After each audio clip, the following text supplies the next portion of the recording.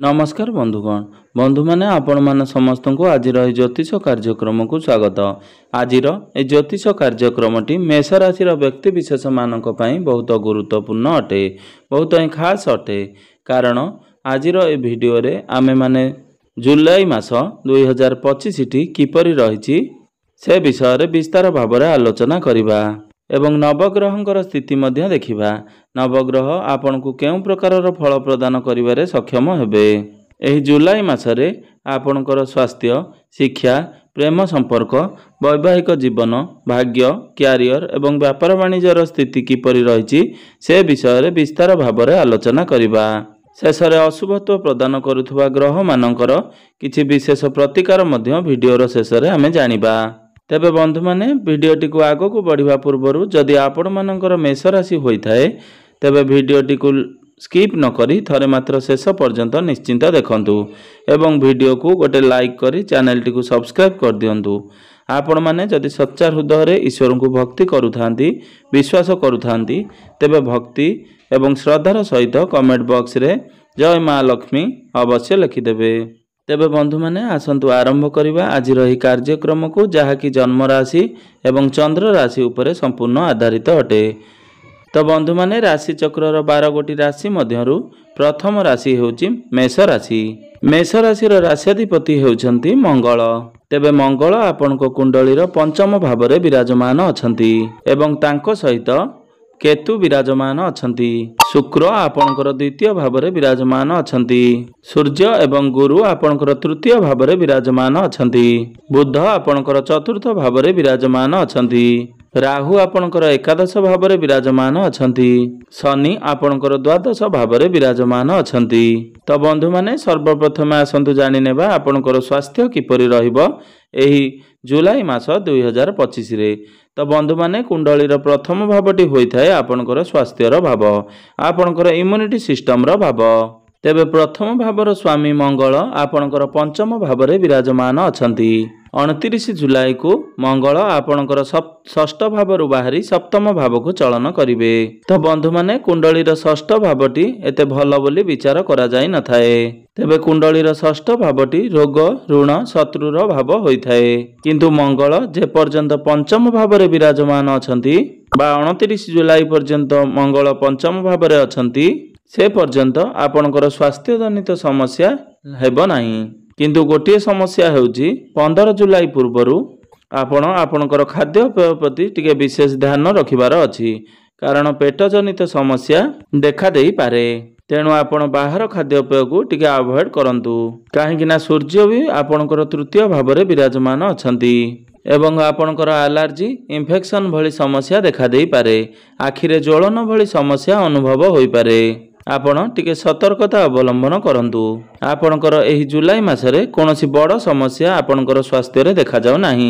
29 जुलाई परे आपणकर immunity system टिके डाउन होई पारे।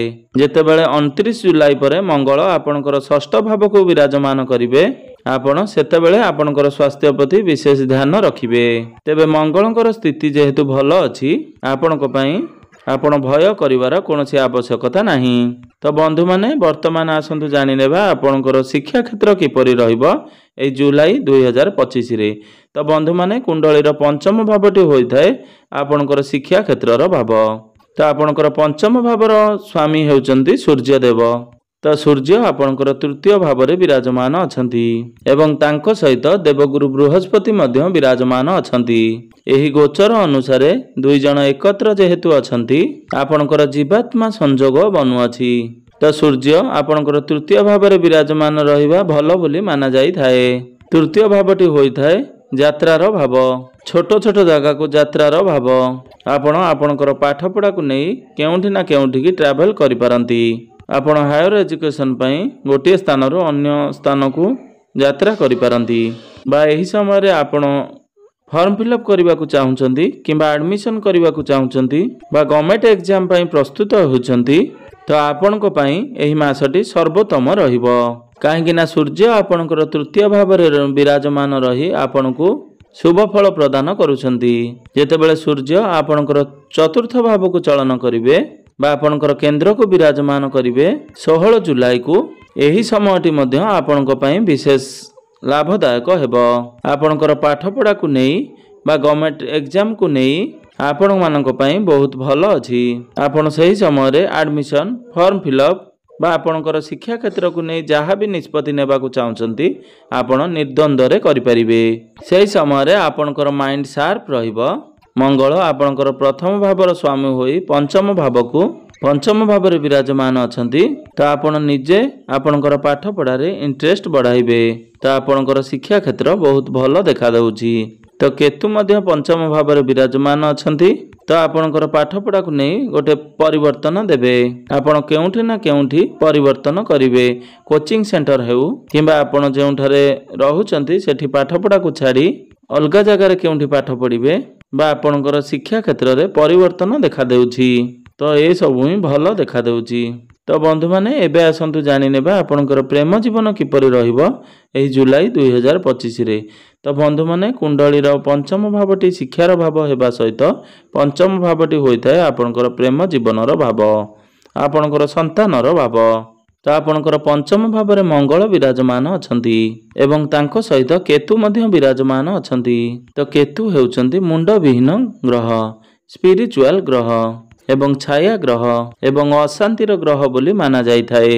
ତ ଆପଣଙ୍କର ପଞ୍ଚମ ଭାବରେ ଯେହେତୁ କେତୁ ବିରାଜମାନ ଅଛନ୍ତି ବା ଆପଣଙ୍କର ରାଶିର ସ୍ୱାମୀ ଯେହେତୁ ପଞ୍ଚମ ଭାବରେ ବିରାଜମାନ ଅଛନ୍ତି, ତ ଆପଣଙ୍କର କଥା କହିବାର ଶୈଳୀ ବା ବିହେଭିଅର ବହୁତ ଭଲ ରହିବ। କାରଣ ମଙ୍ଗଳ ଆପଣଙ୍କର ପଞ୍ଚମରେ ବିରାଜମାନ ଅଛନ୍ତି। ତ ଆପଣଙ୍କର ଭଲ ପାଇବା ଯେତେ ଭଲ ହେଲେ ମଧ୍ୟ ଯେହେତୁ କେତୁ ଆପଣଙ୍କର ପଞ୍ଚମ ଭାବରେ ବିରାଜମାନ ଅଛନ୍ତି, କେବେ କେବେ ଆପଣଙ୍କ ମନରେ କମ୍ପ୍ଲେନ୍ ଆସିପାରେ।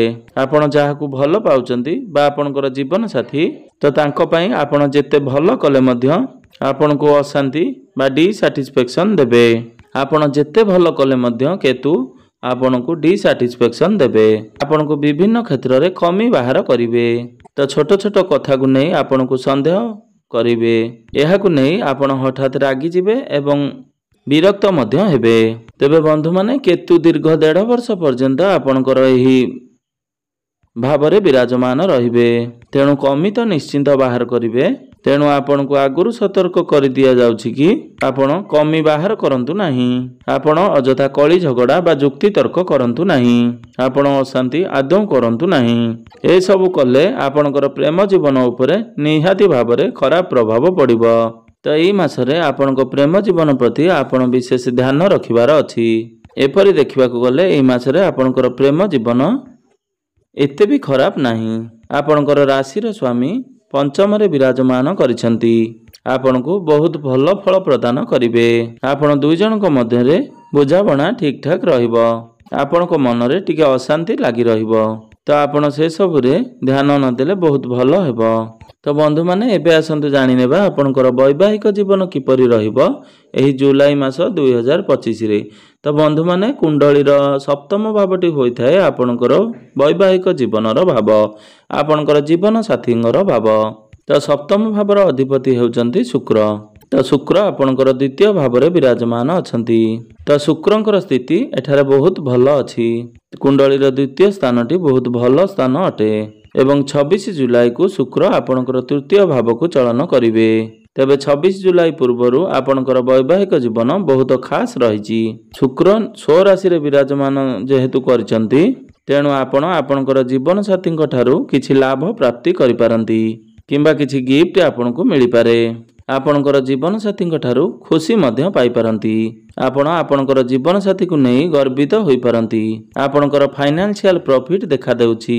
ଆପଣଙ୍କୁ ଇନକମ୍ରେ ଗୁଡ୍ ନ୍ୟୁଜ୍ ମିଳିବ। ପାରିବାରିକ ଖୁସି ଆପଣଙ୍କୁ ପ୍ରାପ୍ତି ହେବ। ଆପଣଙ୍କୁ ଜୀବନସାଥୀ ସପୋର୍ଟ ଦେବେ। ତ ଜୁଲାଇ ମାସ 26 ତାରିଖ ପୂର୍ବରୁ ଏମିତି ଦେଖାଯାଉଛି।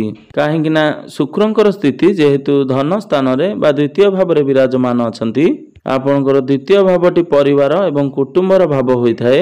ତେଣୁ ଆପଣ ଆପଣଙ୍କର ପରିବାରକୁ ନେଇ ବା ଆପଣଙ୍କର ଜୀବନସାଥୀକୁ ନେଇ ଖୁସି ଅନୁଭବ କରିବେ।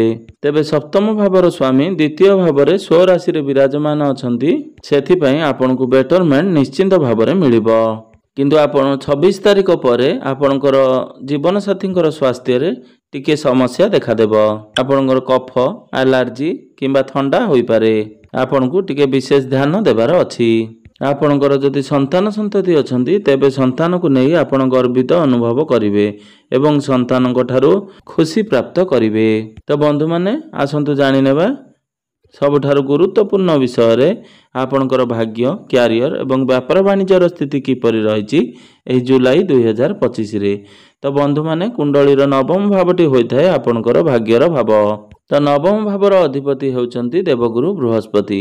ଦେବଗୁରୁ ବୃହସ୍ପତି ଆପଣଙ୍କ କୁଣ୍ଡଳୀର ତୃତୀୟ ଭାବରେ ବିରାଜମାନ ଅଛନ୍ତି ଏବଂ ତୃତୀୟ ଭାବରେ ବସି ଆପଣଙ୍କର ଭାଗ୍ୟ ଭାବକୁ ତଥା ନବମ ଭାବକୁ ଦେଖୁଛନ୍ତି ଏବଂ ଦେବଗୁରୁ ବୃହସ୍ପତି ସମ୍ପୂର୍ଣ୍ଣ 1 ବର୍ଷ ଧରି ଆପଣଙ୍କର ତୃତୀୟ ଭାବରେ ବିରାଜମାନ ରହିବେ। ତ ଶନି ମଧ୍ୟ ଆପଣଙ୍କର ଦ୍ୱାଦଶ ଭାବରେ ରହିବେ। ସୂର୍ଯ୍ୟଙ୍କର ଦୃଷ୍ଟି ମଧ୍ୟ ଆପଣଙ୍କର ଭାଗ୍ୟ ଭାବ ତଥା ନବମ ଭାବକୁ ପଡୁଛି। ତ ଆପଣଙ୍କର ଭାଗ୍ୟ ତ ଏଠାରେ ବହୁତ ଭଲ ଅଛି, କାରଣ ଦେବଗୁରୁ ବୃହସ୍ପତି ଆପଣଙ୍କର ଭାଗ୍ୟ ଭାବର ସ୍ୱାମୀ ହୋଇ ତ ତୃତୀୟ ଭାବରେ ବସି ନିଜର ସ୍ୱଗୃହକୁ ଦୃଷ୍ଟି ଦେଉଛନ୍ତି। ଆପଣଙ୍କର ଭାଗ୍ୟ ବହୁତ ଭଲ ଅଛି, କାରଣ ଏହି ମାସରେ ମଙ୍ଗଳଙ୍କର ସ୍ଥିତି ମଧ୍ୟ ବହୁତ ଭଲ ରହିଛି ଏବଂ ଶୁକ୍ର ମଧ୍ୟ ବହୁତ ଭଲ ଭାବରେ ବିରାଜମାନ ଅଛନ୍ତି। ସୂର୍ଯ୍ୟ ବି କେନ୍ଦ୍ରକୁ ଆସିବେ ଆପଣଙ୍କର। ଖାସ କରି 13 ଜୁଲାଇ ପରେ ଆପଣଙ୍କର ଭାଗ୍ୟର ବେଟରମେଣ୍ଟ ରହିବ। ତ ଏହି ସମୟରେ ଯଦି ଆପଣଙ୍କର ଭାଗ୍ୟ ସମ୍ବନ୍ଧିତ ଯେକୌଣସି କାର୍ଯ୍ୟ କରିବାକୁ ଆପଣ ଚାହୁଁଛନ୍ତି, ଶୁଭ ମାଙ୍ଗଳିକ କାର୍ଯ୍ୟ କରିବାକୁ ଚାହୁଁଛନ୍ତି ବା ସେୟାର ମାର୍କେଟ ଷ୍ଟକ୍ ମାର୍କେଟରେ ଇନଭେଷ୍ଟମେଣ୍ଟ କରିବାକୁ ଚାହୁଁଛନ୍ତି ବା ଗାଡ଼ି ଘୋଡ଼ା କିଛି କ୍ରୟ କରିବାକୁ ଚାହୁଁଛନ୍ତି, ତ ଆପଣଙ୍କୁ ସମୟ ଲାଗିପାରେ, ମାତ୍ର ଆପଣଙ୍କୁ ଭାଗଦୌଡ଼ କରିବାକୁ ପଡ଼ିପାରେ, କିନ୍ତୁ ଭାଗ୍ୟ ଆପଣଙ୍କୁ ପୂର୍ଣ୍ଣ ମାତ୍ରାରେ ସାଥ ଦେବ, କାରଣ ନବମ ଭାବକୁ ଦେବଗୁରୁ ବୃହସ୍ପତି ନିଜେ ଦୃଷ୍ଟି ପକାଉଛନ୍ତି। ତ ଶନି ଆପଣଙ୍କର ଦ୍ୱାଦଶ ଭାବରେ ବିରାଜମାନ ଅଛନ୍ତି। ଟିକେ ସମୟ ଲାଗିପାରେ। ଅନ୍ୟ ସମସ୍ତ ଗ୍ରହମାନଙ୍କର ସ୍ଥିତି ବହୁତ ଭଲ ରହିଛି। ମଙ୍ଗଳ ଆପଣଙ୍କର ତ୍ରିକୋଣରେ ବିରାଜମାନ ଅଛନ୍ତି। ଆପଣଙ୍କର ଭାଗ୍ୟ ତ ବହୁତ ଭଲ ରହିବ ବା ଭାଗ୍ୟ ଆପଣଙ୍କର ଚମକି ଉଠିବ। ଆପଣ ଯେଉଁ କାର୍ଯ୍ୟରେ ହାତ ଦେବେ ସେହି କାର୍ଯ୍ୟଟି ନିଶ୍ଚିନ୍ତ ଭାବରେ ପୂର୍ଣ୍ଣ ହେବ। ଟିକେ ସମୟ ଲାଗିପାରେ, ମାତ୍ର ନିଶ୍ଚିନ୍ତ ଭାବରେ ପୂର୍ଣ୍ଣ ହେବ। ତେବେ ବନ୍ଧୁମାନେ ଏବେ ଆସନ୍ତୁ ଜାଣିନେବା ଆପଣଙ୍କର କ୍ୟାରିୟର କିପରି ରହିବ ଏହି ଜୁଲାଇ ମାସ 2025ରେ। ତ ବନ୍ଧୁମାନେ କୁଣ୍ଡଳୀର ଦଶମ ଭାବଟି ହୋଇଥାଏ ଆପଣଙ୍କର କାର୍ଯ୍ୟକ୍ଷେତ୍ର ତଥା କ୍ୟାରିୟରର ଭାବ। ତ ଦଶମ ଭାବର ଅଧିପତି ହେଉଛନ୍ତି ଶନିଦେବ। ତ ଶନି ଆପଣଙ୍କର ଦ୍ୱାଦଶ ଭାବରେ ବିରାଜମାନ ଅଛନ୍ତି। ତ ଦ୍ୱାଦଶ ଭାବଟି ଟ୍ରାଭେଲର ଗୃହ ହୋଇଥାଏ। ଆପଣଙ୍କର ଖର୍ଚ୍ଚର ଗୃହ ବୋଲି ମାନା ଯାଇଥାଏ। ତ ଆପଣ ଆପଣଙ୍କର କାର୍ଯ୍ୟକ୍ଷେତ୍ରକୁ ନେଇ ଟ୍ରାଭେଲ ଅଧିକ କରିବେ, କାହିଁକି ନା ଶନିଙ୍କର 7.5 ଆପଣଙ୍କ ରାଶିରେ ଚାଲୁଅଛି। ଆପଣଙ୍କର ପ୍ରଥମ ଚରଣ ଚାଲୁଅଛି। ତ ଆପଣଙ୍କୁ କାର୍ଯ୍ୟଭାର ଅଧିକ ରହିବ। ଦୀର୍ଘ 30 ବର୍ଷ ପରେ ମେଷ ରାଶିର ବ୍ୟକ୍ତିବିଶେଷ ମାନଙ୍କ ଉପରେ ଶନି 7.5 ଲାଗିଛି। ତ ଆପଣଙ୍କୁ କାର୍ଯ୍ୟଭାର ଟିକେ ଅଧିକ ରହିବା ଦୋଷରୁ ବହୁତ ପରିଶ୍ରମ କରିବାକୁ ପଡ଼ିପାରେ। ଦଶମ ଭାବର ସ୍ୱାମୀ ଆପଣଙ୍କର ଦ୍ୱାଦଶ ଭାବରେ ବିରାଜମାନ ଅଛନ୍ତି। ତ ଆପଣଙ୍କର ଫେବୃଆରୀ 2026 ପର୍ଯ୍ୟନ୍ତ ଦେଖାଦେଉଛି। ତେବେ ବନ୍ଧୁମାନେ ଯଦି ଆପଣଙ୍କର ଜାତକରେ ଶନି ଖରାପ ସ୍ଥିତିରେ ଥିବେ ବା ଶତ୍ରୁ ରାଶିରେ ବିରାଜମାନ ଥିବେ, ଆପଣଙ୍କୁ ନିହାତି ଭାବରେ ଖରାପ ଫଳ ପ୍ରଦାନ କରିବେ। ଆପଣଙ୍କର ଦାୟିତ୍ୱ ଅଧିକ ମାତ୍ରାରେ ବଢ଼ିଯିବ। କିନ୍ତୁ ଯଦି ଆପଣଙ୍କର ଜନ୍ମ କୁଣ୍ଡଳୀରେ ଶନି ଭଲ ସ୍ଥିତିରେ ବିରାଜମାନ କରିଛନ୍ତି ବା ସ୍ୱରାଶିରେ ବିରାଜମାନ କରିଛନ୍ତି, ତେବେ ଆପଣଙ୍କୁ ଶନି ବହୁତ ଶୁଭ ଫଳ ପ୍ରଦାନ କରିବେ। ଆପଣଙ୍କୁ ଯେତେ କଷ୍ଟ ହେଲେ ମଧ୍ୟ କାମଟି ସହଜ ଲାଗିବ। ତ ଆପଣ ଆପଣଙ୍କର କାର୍ଯ୍ୟକ୍ଷେତ୍ରକୁ ନେଇ ଟ୍ରାଭେଲ କରିପାରନ୍ତି। ଆପଣଙ୍କ ମନରେ ଯାହା ବି ବିଚାର ଆସୁ, ମାତ୍ର ଆପଣ ଆପଣଙ୍କର କାର୍ଯ୍ୟକୁ ନିହାତି ଭାବରେ ସମ୍ପୂର୍ଣ୍ଣ କରିବେ ଏବଂ ଆପଣଙ୍କୁ ସଫଳତା ମଧ୍ୟ ପ୍ରାପ୍ତି ହେବ। ଏବେ ଆସନ୍ତୁ ଜାଣିନେବା ଆପଣଙ୍କର ବ୍ୟାପାର ବାଣିଜ୍ୟର ସ୍ଥିତି କିପରି ରହିଛି ଏହି ଜୁଲାଇ 2025ରେ। ତ ଆପଣଙ୍କର ଏହି ଜୁଲାଇ ମାସରେ ବ୍ୟାପାର ବାଣିଜ୍ୟ ବହୁତ ଭଲ ଦେଖାଦେଉଛି। ମାତ୍ର ଶନି 7.5 ଆପଣଙ୍କର ଏହି ମାସରେ ହେଉଛି। ଶୁକ୍ର ଏବଂ ବୁଧ ମଧ୍ୟ ବହୁତ ଭଲ ସ୍ଥିତିରେ ବିରାଜମାନ ଅଛନ୍ତି। ତେଣୁ ବ୍ୟାପାରକୁ ନେଇ ଆପଣଙ୍କର ବହୁତ ଭଲ ରହିଛି। ତ ଆପଣ ଆପଣଙ୍କର ବ୍ୟାପାରକୁ ନେଇ ଯଦି ଅଲଗା ଜାଗାରେ କେଉଁଠାରେ ବିଜନେସ୍ କରିବାକୁ ଚାହୁଁଛନ୍ତି, ତ ଆପଣଙ୍କ ପାଇଁ ସମୟ ବହୁତ ଭଲ ରହିଛି। ତ ଯଦି ଆପଣ ପାର୍ଟନରସିପରେ ବ୍ୟାପାର ବାଣିଜ୍ୟ କରୁଛନ୍ତି, ଭଲ ରହିଛି, ମାତ୍ର ଆପଣ ଆଖି ବୁଜି କାହାକୁ ବିଶ୍ୱାସ କରନ୍ତୁ ନାହିଁ। ଆପଣଙ୍କର ଡେଲି ଇନକମରେ ଗ୍ରୋଥ ହେବ। ଆପଣଙ୍କର କଷ୍ଟମର ବଢ଼ିପାରନ୍ତି। ତ ବନ୍ଧୁମାନେ ଏବେ ଆସନ୍ତୁ ଜାଣିନେବା କିଛି ବିଶେଷ ପ୍ରତିକାର ବିଷୟରେ, ଯେଉଁ ପ୍ରତିକାର ଗୁଡ଼ିକ କରିବା ଦ୍ୱାରା ଆପଣଙ୍କର ଯେଉଁ ସବୁ ଅଶୁଭତ୍ୱ ରହୁଛି ସେଗୁଡ଼ିକ ଖଣ୍ଡନ ହେବ ଏବଂ ଆପଣଙ୍କୁ ଶୁଭ ଫଳ ପ୍ରାପ୍ତି ହେବ। ତ ଆପଣଙ୍କର ରାଶିର ସ୍ୱାମୀ ମଙ୍ଗଳଙ୍କର ବୀଜ ମନ୍ତ୍ର ଆପଣ ପାଠ କରନ୍ତୁ। ଏହି ମନ୍ତ୍ରକୁ 108 ଥର ଜପ କରନ୍ତୁ। ହନୁମାନ ଚାଳିଶା ପ୍ରତ୍ୟେକ ଦିନ ଜପ କରନ୍ତୁ ଏବଂ ଦେବଗୁରୁ ବୃହସ୍ପତିଙ୍କର ବୀଜ ମନ୍ତ୍ରର ଜପ 108 ଥର ଅବଶ୍ୟ କରନ୍ତୁ। ତେବେ ବନ୍ଧୁମାନେ, ଯେହେତୁ ଆପଣଙ୍କ ରାଶିରେ ଶନି 7.5 ଚାଲୁଅଛି, ତେବେ ଶନିଙ୍କର ଦୁଷ୍ପ୍ରଭାବକୁ କମ୍ କରିବା ପାଇଁ ଆପଣ ପ୍ରତ୍ୟେକ ଦିନ ଶନିଙ୍କର ବୀଜ ମନ୍ତ୍ରର ଜପ 108 ଥର ଅବଶ୍ୟ ଜପ କରନ୍ତୁ। ତେବେ ବନ୍ଧୁମାନେ, ଆପଣଙ୍କର ଜୀବନ ମଙ୍ଗଳମୟ ହେଉ, ଏହା ହିଁ ଈଶ୍ୱର